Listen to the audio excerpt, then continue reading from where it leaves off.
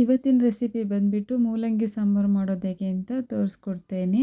ತುಂಬ ರುಚಿಯಾಗಿ ಮತ್ತು ಕಡಿಮೆ ಸಮಯದಲ್ಲೇ ಮಾಡ್ಬೋದಾದಂತಹ ಸಾಂಬಾರಿದು. ಹಾಯ್ ಫ್ರೆಂಡ್ಸ್, ನಮಸ್ತೆ ಎಲ್ಲರಿಗೂ. ನಾನು Chaitra. Welcome to Chaitra cooking YouTube ಚಾನಲ್ಗೆ ಸ್ವಾಗತ. ಬನ್ನಿ ಫ್ರೆಂಡ್ಸ್, ಇವತ್ತು ಮೂಲಂಗಿ ಸಾಂಬಾರು ಮಾಡೋದು ಹೇಗೆ ಅಂತ ನೋಡೋಣ.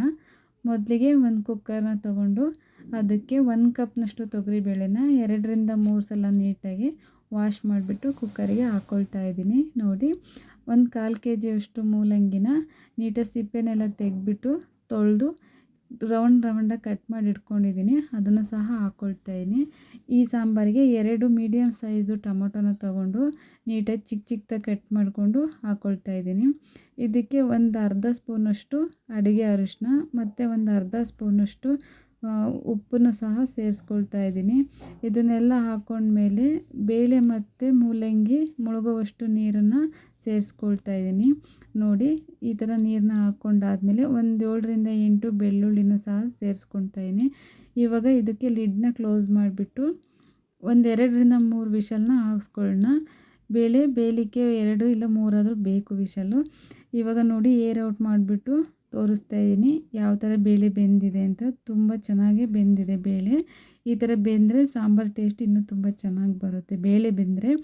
ಓಕೆ, ಇವಾಗ ಇದಕ್ಕೆ ನಾನು 1.5 ಸ್ಪೂನಷ್ಟು ಖಾರದ ಪುಡಿನ ಹಾಕ್ಕೊಳ್ತಾ ಇದ್ದೀನಿ. ಮತ್ತು ಇದಕ್ಕೆ ಹೋಮ್ಮೇಡ್ ಮನೆಯಲ್ಲೇ ಮಾಡಿರುವಂತಹ ಸಾಂಬಾರು ಪೌಡ್ರನ್ನ 1.5 ಸ್ಪೂನಷ್ಟು ಹಾಕ್ಕೊಳ್ತಾ ಇದ್ದೀನಿ. ಇದು ಮೂಲಂಗಿ ಸಾಂಬಾರಿಗೆ MTR ಸಾಂಬಾರು ಪೌಡ್ರ್ ಹಾಕ್ಕೊಂಡ್ರೆ ಸಾಂಬಾರು ಟೇಸ್ಟು ಇನ್ನೂ ತುಂಬ ಚೆನ್ನಾಗಿರುತ್ತೆ. ಅದಕ್ಕೆ ನಾನು 1.5 ಸ್ಪೂನಷ್ಟು MTR ಸಾಂಬಾರು ಪೌಡ್ರನ್ನ ಹಾಕ್ಕೊಳ್ತಾ ಇದ್ದೀನಿ. ಇವಾಗ ಒಂದು ಪಾತ್ರೆನ ಇಟ್ಬಿಟ್ಟು ಅದಕ್ಕೆ ಸ್ವಲ್ಪ ಎಣ್ಣೆನ ಹಾಕಿದ್ದೀನಿ. ಎಣ್ಣೆ ಬಿಸಿ ಆದಮೇಲೆ ಅದಕ್ಕೆ ಸಾಸಿವೆ ಮತ್ತು ಜೀರಿಗೆನ ಹಾಕ್ಕೊಂಡಿದ್ದೀನಿ. ನೋಡಿ, ಇವಾಗ ಸಾಸಿವೆ ಎಲ್ಲ ಸಿಡಿತಾ ಇದೆ. ಇವಾಗ ಒಂದು ದಪ್ಪ ಸೈಜು ಈರುಳ್ಳಿನ ಮೀಡಿಯಮ್ಮಾಗಿ ಕಟ್ ಮಾಡಿ ಇಟ್ಕೊಂಡಿದ್ದೀನಿ. ಅದನ್ನು ಸಹ ಇವಾಗ ಎಣ್ಣೆಯಲ್ಲಿ ಹಾಕ್ಕೊಂಡು ಫ್ರೈ ಮಾಡ್ಕೊಳ್ತಾ ಇದ್ದೀನಿ. ಇವಾಗ ಇದಕ್ಕೆ ಮತ್ತು ಕರಿಬೇವು, ಒಂದು ಒಣಮೆಣಸಿನ್ಕಾಯಿನ ಹಾಕ್ಕೊಂಡು ನೀಟಾಗಿ ಫ್ರೈ ಮಾಡ್ಕೊಳ್ತಾ ಇದ್ದೀನಿ ಈರುಳ್ಳಿ ಜೊತೆಗೇ. ಈರುಳ್ಳಿ ಫುಲ್ ಟ್ರಾನ್ಸ್ಪರೆಂಟ್ ಕಲರಿಗೆ ಬರೋವರೆಗೂ ನೀಟಾಗಿ ಫ್ರೈ ಮಾಡಬೇಕು. ಈ ಈರುಳ್ಳಿಗೆ ನಾನು ಸ್ವಲ್ಪ ಉಪ್ಪು ಮತ್ತು MTRದು ಹಿಂಗೂ ಸಹ ಹಾಕ್ಕೊಂಡಿದ್ದೀನಿ. ಹಿಂಗು ಹಾಕ್ಕೊಂಡು ಫ್ರೈ ಮಾಡೋದ್ರಿಂದ ಸಾಂಬಾರು ಟೇಸ್ಟು ತುಂಬ ಚೆನ್ನಾಗಿ ಬರುತ್ತೆ. ನೋಡಿ, ಇವಾಗ ಈರುಳ್ಳಿ ಯಾವ ಥರ ಫ್ರೈ ಆಗ್ತಾ ಇದೆ ಅಂತ. ಈರುಳ್ಳಿ ಎಲ್ಲ ಫ್ರೈ ಆಗಿದೆ. ಇವಾಗ ನಾವೇನು ಸಾಂಬಾರಿಗೆ ಅಂತ ಬೇಯಿಸಿಟ್ಕೊಂಡಿದ್ವಲ್ಲ ಅದನ್ನು ಈ ಒಗ್ಗರಣೆಯಲ್ಲಿ ಸೇರಿಸ್ಕೊಳ್ತಾ ಇದ್ದೀನಿ. ಸೇರಿಸ್ಕೊಂಡ್ಬಿಟ್ಟು ಮೊದಲೇ ಹುಣಸೆಹಣ್ಣ ನೆನೆಸಿಟ್ಟಿದ್ದೆ. ಅದನ್ನು ಸ್ವಲ್ಪ ಹುಣಸೆ ಹುಳಿನ ನೋಡ್ಕೊಂಡು ಹಾಕ್ಕೋಬೇಕು.